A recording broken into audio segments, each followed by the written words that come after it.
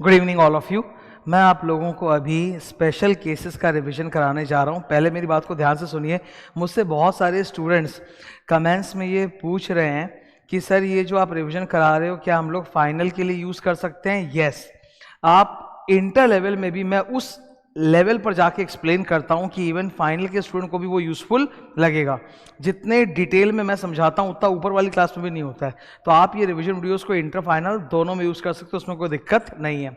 Now capital gains के अंदर हम सबको कंप्यूटेशन का फॉर्मेट पता है। कैपिटल गेन्स में कंप्यूटेशन का फॉर्मेट क्या होता है?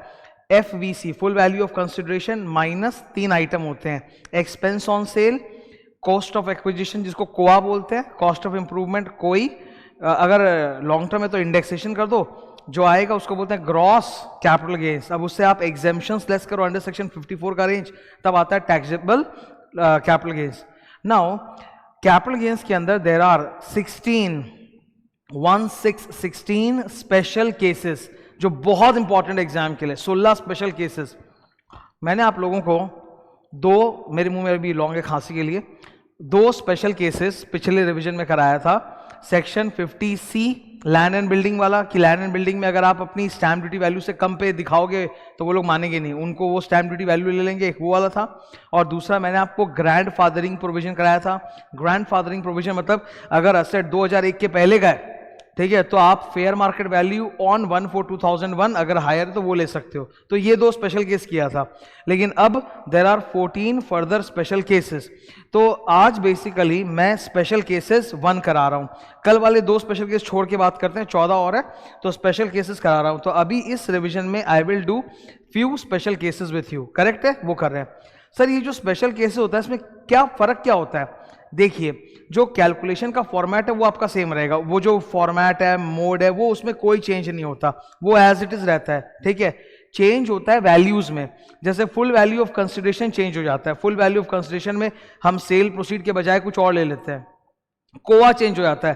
कॉस्ट ऑफ एक्विजिशन में जो ओरिजिनल कॉस्ट है उसके बदले आप कुछ और ले लेते हो, जैसे FMV ऑन 1/4/2001, कोई चेंज हो जाता है।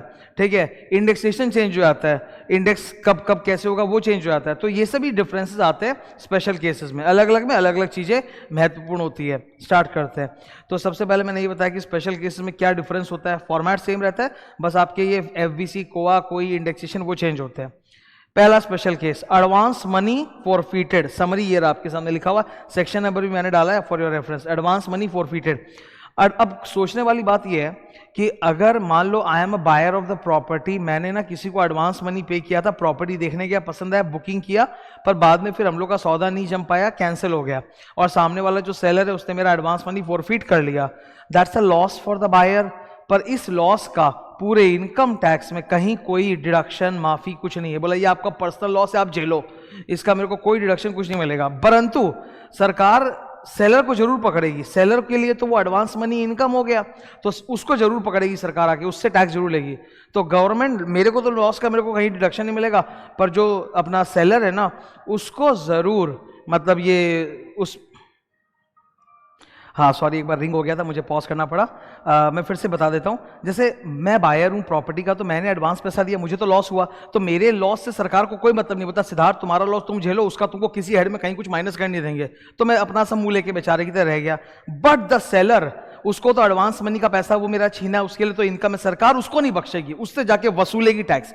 अब आप सोचो कायदे से अगर बात, सेलर को जो ये फायदा हुआ है कि उसने एडवांस मनी छीन के रखा है, आप अगर ध्यान से सोचो तो ये कैपिटल गेन्स इनकम नहीं है, क्योंकि देयर इज नो ट्रांसफर। वो तो छीन लिया ना पैसा मेरा, तो और ट्रांसफर तो हुआ ही नहीं, तो ये कैपिटल गेन्स नहीं है। तो इसको जाना चाहिए कौन से हेड में? जो लास्ट बचा हुआ हेड होता है IFOS, वहां जाना चाहिए। तो 2014 के बाद सरकार ने अमेंडमेंट भी लाया। सरकार ने बोला कि भाई एडवांस मनी फॉरफिट करोगे तो वो आपका अदर सोर्सेज इनकम में चला जाएगा। लेकिन 2014 के पहले का सीन अलग है। 2014 के पहले अगर उसने फॉरफीचर किया है ना, तो वो IFOS नहीं माना जाता था। तब उस टाइम पे क्या होता था, जब हम लोग टैक्स कंप्यूटेशन करते थे कैपिटल गेन्स में, तो कॉस्ट से माइनस कर देते थे बिफोर इंडेक्सेशन।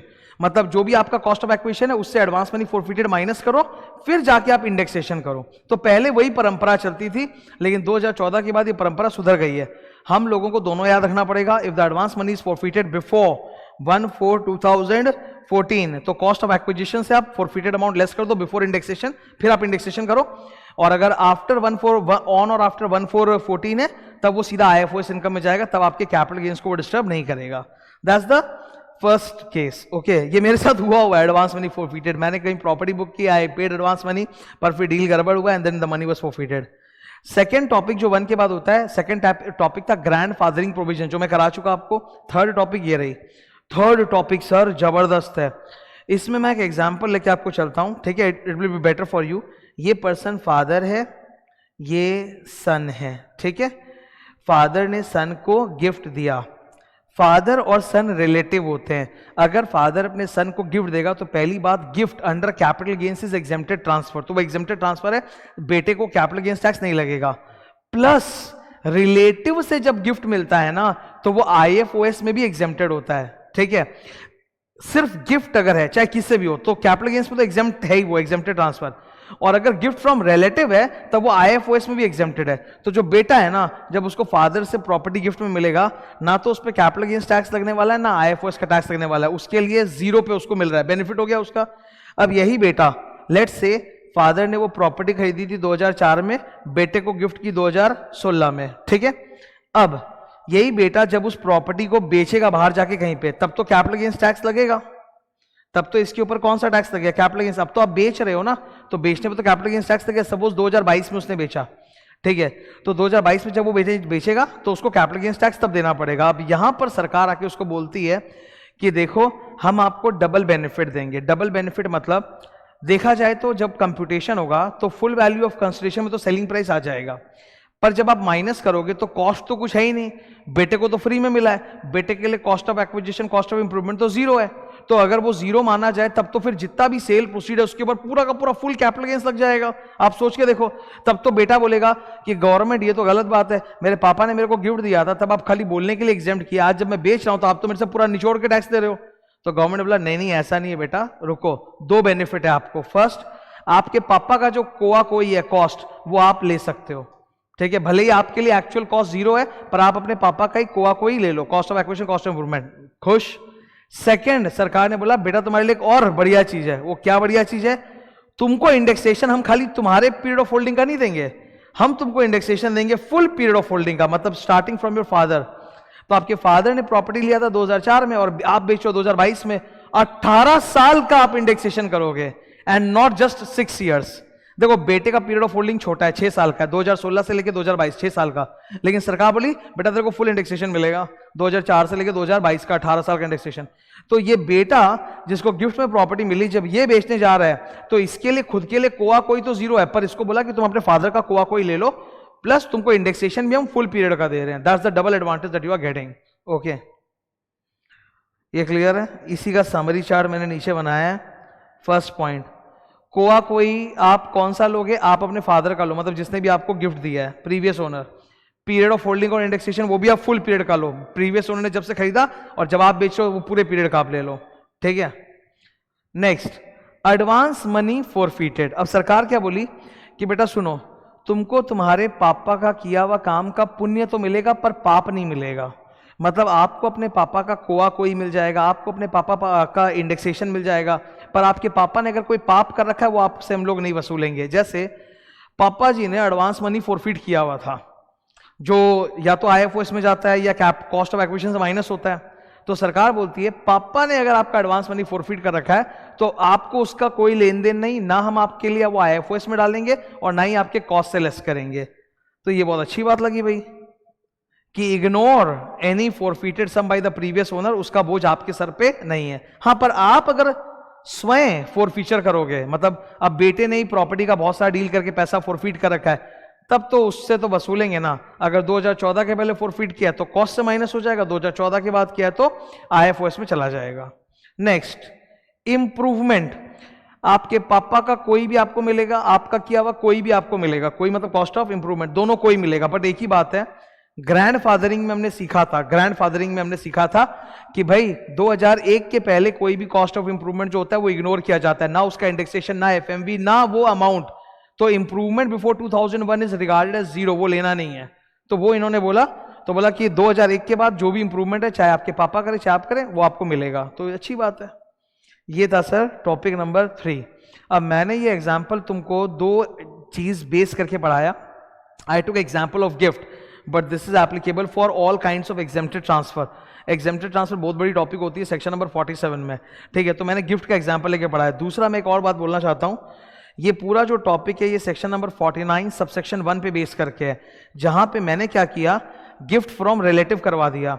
मान लो कि अगर फादर सन नहीं होते, रिलेटिव नहीं होते, दोस्त होते, तो दोस्तों से मिलने वाला गिफ्ट अगर 50,000 के ऊपर होता है ना सर, तो वो फिर IFOS टैक्स लग जाता है. ठीक है, the IFOS is regarded as fair market value on the date of gift.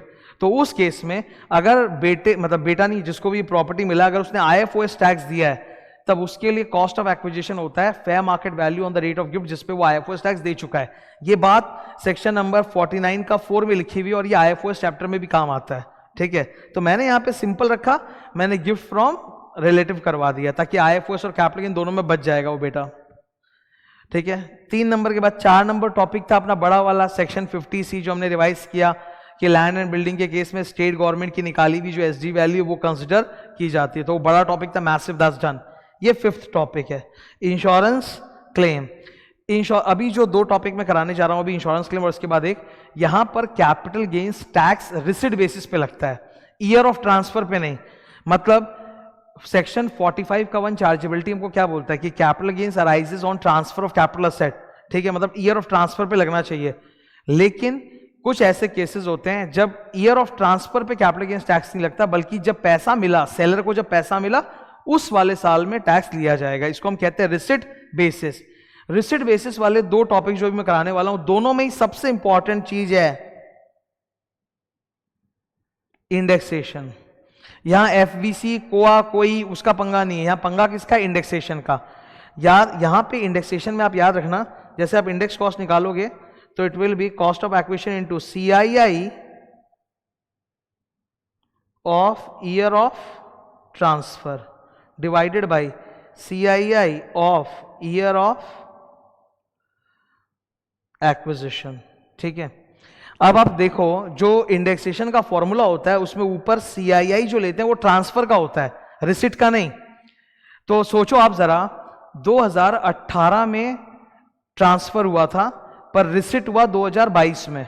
ठीक है, तो आप इंडेक्सेशन 22 का नहीं लोगे, आप इंडेक्सेशन 2018 का लोगे जब ट्रांसफर हुआ. तो यहां पे इंडेक्सेशन चेंज हो जाता है. तो इंडेक्सेशन पे ध्यान देना है यहां पे मेन, कि ट्रांसफर जो है वो पहले के ही साल में हुआ डिवाइडेड बाय एक्विजिशन साल का इंडेक्स. ओके, तो लेटेस्ट वाला इंडेक्स ऊपर न्यूमरेटर में मत डालना, यही सबसे बड़ा चीज होता है. Okay, let's discuss insurance claim. इसका एग्जांपल तो मैंने आपको ट्रांसफर के डेफिनेशन में सिखा दिया था. जब हम लोग ट्रांसफर का डेफिनेशन पढ़े थे तो उसमें 7 पॉइंट्स थे, उसमें से एक पॉइंट था extinguishment of asset.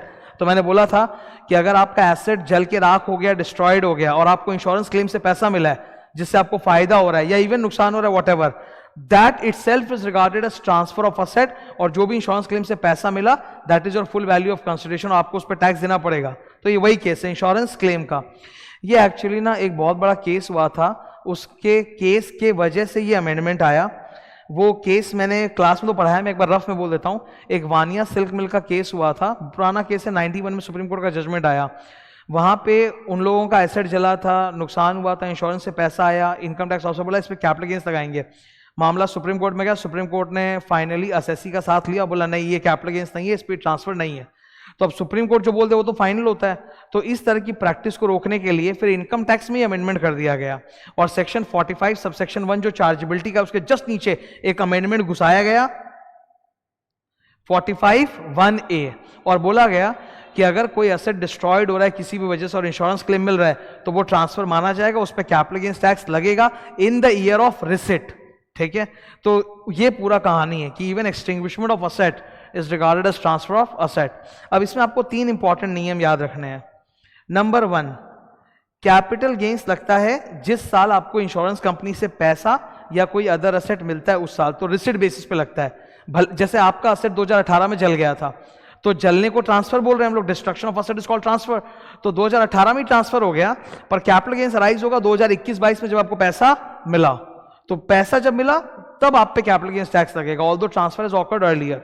Second, full value of consideration में क्या होगा, इंश्योरेंस कंपनी अगर आपको पैसा दे रही है तो पैसा या अगर मान लीजिए इंश्योरेंस कंपनी आपको पैसा डायरेक्टली नहीं दे रही बल्कि न्यू एसेट को रिप्लेस करवा रही है वेंडर को पैसा देके, तो आपको असेट मिल रहा है, तो उस असेट का फेयर मार्केट वैल्यू। तो वेदर यू गेट मनी और यू गेट एन असेट, जो भी फेयर मार्केट वैल्यू वो आप ले लोगे एफबीसी। ये इंपॉर्टेंट नहीं, सबसे इंपॉर्टेंट ये 3 number. Indexation, period of holding and indexation कहां से कहां तक होगा? एक्विजिशन डेट से लेकर ट्रांसफर डेट तक, जिस दिन डिस्ट्रॉय हुआ उसी को ट्रांसफर बोल रहे हैं, not on the date of receipt. ठीक है, तो डेट ऑफ एक्विजिशन जिस दिन खरीदा गया था वहां से लेकर date of destruction, that is a period of holding, वही इंडेक्सेशन होगा। सबसे इंपॉर्टेंट यही है, यही मैंने टीचर्स नोट में समझाया कि पीरियड ऑफ होल्डिंग और इंडेक्सेशन यहां सबसे इंपॉर्टेंट है, उसमें मिस्टेक नहीं होना चाहिए। नेक्स्ट 6 नंबर कंपल्सरी एक्विजिशन, ये भी रिसिट बेसिस पे ही है। ठीक है, यहां पे भी रिसिट बेसिस पे ही होता है। तो सबसे इंपॉर्टेंट चीज कौन सी है सर? इंडेक्सेशन। अब मैं कंपल्सरी एक्विजिशन के बारे में 1-2 बातें बता देता हूं, तुम लोग को जल्दी सुनो। जब एक student compulsory acquisition by government वाली टॉपिक पढ़ता है तो वो इमोशनल हो जाता है, उसको लगता है कि सरकार अभी आएगी, उसको और उसके परिवार को घर से बाहर निकालेगी और उनका घर छीन लेगी। सर ऐसा नहीं होता, दिस इज वेरी रेयर। और आप ये समझ लो, सरकार कभी भी ये करती है तो उनके पास कानून है, पर वो कानून को इन गुड फेथ एक्सरसाइज करते हैं, इन पब्लिक इंटरेस्ट। कि कोई वेलफेयर प्रोजेक्ट बन रहा है जहां आपकी जमीन बीच में रास्ते में रोड़ा बन रही है, आपकी प्रॉपर्टी रोड़ा बन रही है, तब वो लोग उसको अक्वायर करते हैं और आपको कंपनसेशन पे करते हैं। ठीक है, तो don't get senti about it and don't become anti government, नहीं तो पूरा गड़बड़ हो जाएगा नीचे। ठीक है, तो गवर्नमेंट ने आपकी प्रॉपर्टी छीनी, अब आप बेचे नहीं पर उन्होंने अक्वायर कर लिया और पैसा दिया है, तो compulsory acquisition is also regarded as transfer. ये ट्रांसफर के डेफिनेशन में था। ठीक है, सेक्शन का 2 का क्लॉज 47 उसमें था ये। तो compulsory acquisition is also transfer, तो कैपिटल गेन्स टैक्स लगेगा। पर यहां पर आप याद करने के लिए मैं आपको बता रहा हूं 3 तरह की इनकम है। कितने? 3 तरह की इनकम। पहला income initial compensation fixed by the government. जैसे उदाहरण देता हूं आपको मैं, गवर्नमेंट ने आपकी जमीन आकर आपसे अक्वायर कर लिया, कंपल्सरी एक्विजिशन 2018 में उन्होंने अक्वायर किया और गवर्नमेंट ने बोला हम आपको इसके बदले 30 लाख रुपया देंगे। तो आपकी जमीन उन्होंने 2018 में छीनी और बोला कि 30 लाख देंगे, पर अभी तक पैसा दिया नहीं। पैसा वो लोग दिए 2022 में आके। ठीक है, तो आपका ट्रांसफर जो है वो तो 2018 में हो गया था, लेकिन मनी यू गॉट इन 2022, तो कैपिटल गेन्स टैक्स भी 2022 पे ही आपको देना है। ठीक है, 2018 में देने की जरूरत नहीं है। अब गवर्नमेंट ने 30 लाख डिसाइड किया था, तो वो 30 lakh will be regarded as full value of consideration. उससे आप अपना index cost of acquisition, index cost of improvement वो सब माइनस करो, जो कैपिटल गेन्स आएगा उस पर आपको टैक्स देना है। केवल पॉइंट नंबर 1 जो है ना, जो कंपेंसेशन है 30 लाख का, उसमें एक ही चुभने वाली बात है, सिर्फ एक बात है जो आपको बहुत ज्यादा चुभेगी, पिंच। ठीक है, वो क्या चीज का पिंच हो रहा है सर? मान लीजिए गवर्नमेंट ने आपको बोला कि 30 लाख रुपए में से हम आपको इंस्टॉलमेंट में देंगे, 15 लाख आपको 2022 में देंगे और 15 लाख 2025 में देंगे। ठीक है, इंस्टॉलमेंट में। तो इनका नियम है कि जिस साल गवर्नमेंट आपको पहला इंस्टॉलमेंट देगी ना 15 लाख का, उसी साल हम पूरे 30 लाख पे कैपिटल गेन्स टैक्स ले लेंगे। तो ये गलत बात है, पर ये कानून में लिखा है, हमें याद करना पड़ेगा। सम्स में लोग इसको टटोलते हैं। ठीक है, इंडेक्सेशन सबसे important, as I told you. Indexation कब से कब तक का होगा? आपने वो प्रॉपर्टी सपोज 2004 में खरीदी और गवर्नमेंट ने आपसे 2018 में छीना, तो इंडेक्सेशन होगा 2018 वाला साल डिवाइडेड बाय 2004 वाला साल। ईयर ऑफ रिसिट तक नहीं होता, इंडेक्सेशन ट्रांसफर से होता है। तो ट्रांसफर तो 2018 में हुआ ना, तो 2018 का इंडेक्स डिवाइडेड बाय 2004 का इंडेक्स। तो इंडेक्सेशन इज इंपॉर्टेंट। कोआ कोई वही जो आपका होता है वही, उसमें कोई ज्ञान नहीं है। ये पहला इनकम है। दूसरा इनकम सुनो आप, एनहांस्ड कंपनसेशन। आपको गवर्नमेंट का बोला हुआ जो 30 लाख का अमाउंट है वो नहीं बर्दाश्त हुआ, आपको लगता है आपकी प्रॉपर्टी की वैल्यू ज्यादा है, तो आप कोर्ट में गए केस करने के लिए। कोर्ट में आप केस जीत गए, कोर्ट ने बोला कि यार इस प्रॉपर्टी की कीमत 40 लाख होनी चाहिए, तो 10 लाख रुपया और दो। कोर्ट ने सरकार को बोला भाई असेसी को 10 लाख रुपया और दो, एनहांस्ड कंपनसेशन 10 लाख और दो। ये 10 लाख किसने तय किया? कोर्ट ने तय किया, तो एक्स्ट्रा आपको मिलेगा। Enhanced compensation is fully taxable and under capital gains. ये भी कैपिटल गेन्स है। अगर इनिशियल कंपनसेशन लॉन्ग टर्म है तो ये भी long term, initial compensation short term है तो ये भी शॉर्ट टर्म, और ये फुल्ली टैक्सेबल होता है। इसमें कोआ कोई माइनस नहीं होता, कोआ कोई आपका जो भी है मतलब नहीं, कोआ कोई जीरो लिया जाता है। ठीक है, यहां कोआ कोई इज जीरो, तो कॉस्ट आपको माइनस नहीं होता। तो जो पैसा मिला 10 लाख का फुल्ली टैक्सेबल। अब एलटीसीजी की एसटीसीजी, इनिशियल कंपनसेशन जब मिला था वो एलटीएसटी था, उसी के बेस में वो भी एलटीएसटी होगा। ठीक है, तीसरा आपको और एक इनकम यहां पे मिल सकता है, दैट इज इंटरेस्ट। अगर सरकार लेट से पेमेंट कर रही है तो सरकार उस पर आपको इंटरेस्ट दे सकती है। Interest, although this interest income is connected with the transfer of capital asset, yet it goes in IFOS. सरकार बोला यार ब्याज को तुम कैपिटल गेन्स नहीं बोल सकते, कैपिटल गेन्स के लिए इनिशियल कंपनसेशन, एनहांस कंपनसेशन है, ब्याज अगर मिल रहा है तो आईएफओएस में ही जाएगा। लेकिन ये वाला आईएफओएस सबसे जोरदार है, सबसे जोरदार। बाकी जब मैं आपको आईएफओएस पढ़ाऊंगा तो आप देखोगे आईएफओएस में कोई डिडक्शन नहीं मिलता, जो भी आपका अदर सोर्स इनकम है फुली टैक्सेबल होता है। लेकिन ये तो सरकार की गलती है, सरकार आपको लेट पैसा दे रही है और ब्याज देना पड़ रहा है, तो सरकार अपनी गलती है इसमें आपके लिए थोड़ा एडवांटेज क्रिएट किया, बोला जो इंटरेस्ट है उस पर 50% स्टैंडर्ड डिडक्शन मिलेगा। इतना बड़ा स्टैंडर्ड डिडक्शन 5 ईयर्स में कहीं नहीं है। मतलब गवर्नमेंट अगर आपको इंटरेस्ट ऑन कंपनसेशन दे रही है, that's IFOS income, but on this IFOS income you will get 50% standard deduction. इतना भयंकर स्टैंडर्ड डिडक्शन पूरे 5 ईयर्स में कहीं नहीं है। ये स्टैंडर्ड डिडक्शन सेक्शन नंबर 57 में बोला हुआ है, जो कि अदर सोर्सेज के रेंज में आता है। ठीक है, एक छोटी सी बात याद रखना, agricultural land in rural area वो तो कैपिटल असेट होता ही नहीं है। सो सपोज अगर किसी किसान का रूरल इंडिया में कोई खेत था, उसको सरकार अगर कंपल्सरी एक्वायर करे और पैसा दे दे तो वहां तो कोई टैक्स लगेगा ही नहीं, because it's not capital asset only. Government ने सेम काम अर्बन इंडिया के साथ कर दिया कि कोई किसान है जिसका खेत अर्बन इंडिया में है, तो बोला अगर उस केस में सरकार कंपल्सरी एक्विजिशन करती है, क्या करती है, कंपल्सरी एक्विजिशन, तो जो भी उसको कंपेंसेशन देगी that is again fully exempt under section 10 clause 37, उसको एग्जेम्प्ट ही करवा दिया। तो रूरल इंडिया वाले को छीनेंगे तो वो कैपिटल गेन्स में आता ही नहीं है, अर्बन इंडिया को छीनेंगे तो उसको अलग से एग्जेम्पशन डाल दिया 10 में। तो खेती वाले जिनका भी जमीन है उसको अगर सरकार छीन रही है तो उसमें जो भी मुआवजा देगी वो फुल्ली एग्जेम्प्ट है, कोई टैक्स वैक्स है ही नहीं। टीचर्स नोट, वही इंडेक्सेशन वाली बात कि हाँ इंडेक्सेशन पे ध्यान देने की जरूरत है, क्योंकि पैसा रिसीव आपको 21-22 में होगा पर ट्रांसफर पहले हो चुका होगा, तो उसका इंडेक्स देना। So these are the 4 special cases जो मैंने डिस्कस किया। ये स्पेशल केसेस 1 था। Next we will do more special cases, और ज्यादा करेंगे। अभी तक हम लोग का 6 स्पेशल केसेस हो चुका, 2 50C और ग्रैंड फादरिंग वाला, और 4 अभी मैंने बोला। फर्दर स्पेशल केसेस और हम लोग करेंगे। Okay, thank you.